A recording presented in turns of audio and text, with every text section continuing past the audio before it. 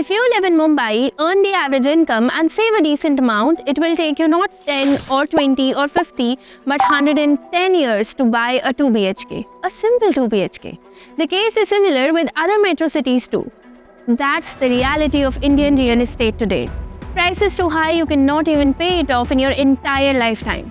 So the smart question is not can I buy property, it's how do I earn from real estate without buying it. That's exactly what REITs and InvITs do.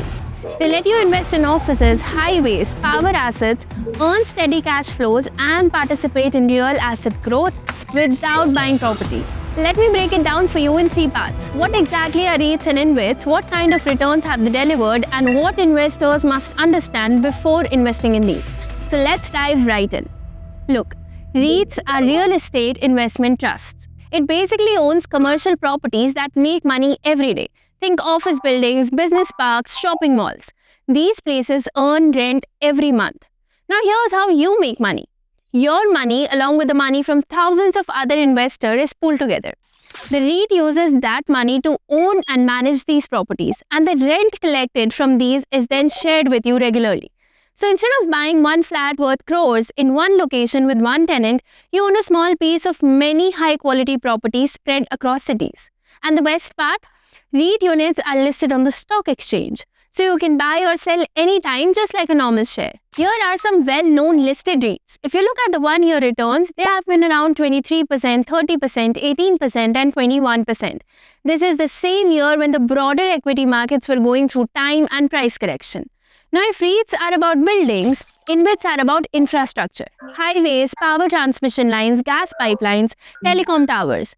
These are not risky or experimental projects, they run on long-term contracts. That's why cash flows here are stable and visible. As an investor, you don't build the highway or operate the power line, you simply own a small part of these assets and earn regular cash flows from them. Here's a list of top 10 listed InvITs on the basis of their market cap. Now, if you look closely, there's also a variety of sectors, and the returns are around 14 to 16% for most of them. Now, before you get carried away by these numbers, there are a few very important things you need to understand. Because REITs and InvITs are not normal stocks, they behave very differently. And if you don't understand how they work, you can easily misjudge them. So let's talk about the most important factor that drives REIT and InvIT prices: interest rates. Most investors miss this, and that's exactly why they enter at the wrong time. But here's the simplest way to understand this. REITs and InvITs move like a seesaw with interest rates. When the RBI changes rates, 3 things move immediately: bank FD returns, loan interest, and cost of borrowing for companies. Now let's connect this to REITs and InvITs. When interest rates go up, borrowing becomes expensive. They pay more interest on loans and cash flows get tighter. At the same time, FDs and bonds start offering better returns, so investors shift money to safer options, due to which the demand for REITs and InvITs falls. But if you flip it, when interest rates go down, borrowing becomes cheaper, cash flows improve, yield looks attractive again, and the demand for these increases. Now here's the other thing you need to understand. NAV versus market price. REITs and InvITs are trusts, not companies, so you don't buy shares, you buy units. And these units trade on the stock exchange just like shares. Each trust has a net asset value, or NAV, which is the actual value of the underlying assets after adjusting for debt. But the market price of the unit does not always match the NAV. It can move based on interest rate expectations, demand and supply, and investor sentiment. So sometimes units trade at a premium to NAV, sometimes they trade at a discount. So returns from REITs and InvITs don't come only from regular payouts, they also come from valuation changes. This is why understanding NAV and interest rate cycles is critical before investing. Now the big question: how do you actually evaluate a REIT or an InvIT before investing? So think like a business owner. Let's say you're buying a highway or a grade A office building. What would you check first? That's exactly the same framework investors should use here. Let's break it down simply. First, governance. This is the backbone. You're giving your money to a trust manager, so you need to ask who's the sponsor, what is their track record, have they built and operated assets successfully before. Strong sponsors and professional managers matter because these are long life assets. A poorly run trust can destroy returns even if the asset itself is good. Second, cash flows. You need to understand how predictable is the income, are contracts long term, are rentals or toll revenue stable, is traffic or tenant concentration too high. Also look at debt.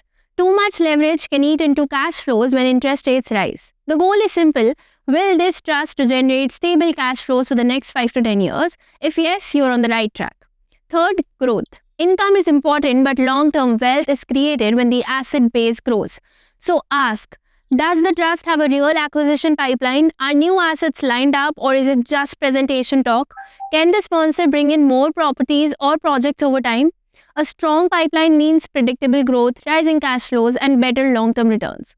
Now, there's one more thing every investor must understand clearly: taxation. REITs and InvITs distribute money in 3 ways: dividend, interest income, and capital gains. Each is taxed differently. Dividend and interest income are taxed as per your income slab. Capital gains depend on how long you hold the units. If you hold units for more than a year, LTCG tax is 12.5% with an annual exemption of 1.25 lakh. If you sell within 1 year, STCG tax is 20%. This means your post-tax return depends not just on yields, but also on how distributions are structured. Good trusts try to optimize this mix, but as an investor, you must always look at after-tax returns, not just headline yields. Now, when you invest directly in real estate, there are risks. What if the project gets delayed? Or what if the building never gets completed? REITs and InvITs also have risks, but these are more controlled and manageable. Let's quickly look at these. Risk number 1, construction risk. In direct real estate, this is huge. Delays, cost overruns, project getting stuck. In REITs and InvITs, this risk is lower. By regulation, only up to 20% can be invested in under construction assets. At least 80% must be income generating. That brings stability. Risk number 2, liquidity risk. Selling physical property is hard, but REITs and InvITs are listed. You can buy or sell units on the stock exchange. Liquidity is far better than owning property directly. Third, operational risk. Managing tenants, maintenance, collection, all of this is handled by professionals. You don't deal with any of it. As an investor, you don't manage anything, you only track performance. Fourth, concentration risk. If all your money is stuck in one flat, one building, or one city, any problem hits your income directly. REITs and InvITs spread investments across multiple assets, location, and tenants. That diversification makes cash flows far more stable. Now let's step back and connect everything. India's REIT and InvIT market is no longer small. As of 2025, combined assets under management have crossed 9 lakh crore rupees. And industry estimates suggest this number could reach 25 lakh crore by 2030. That's almost 3x growth in 5 years. This growth is driven by rising commercial real estate demand, massive infrastructure spending, and a growing need for stable income products. So if this helped you see REITs and InvITs more clearly, drop a comment and tell us what do you think. And for more simple data-backed investing insights, make sure you subscribe. See you in the next one. Investments in securities market are subject to market risks. Read all the related documents carefully before investing.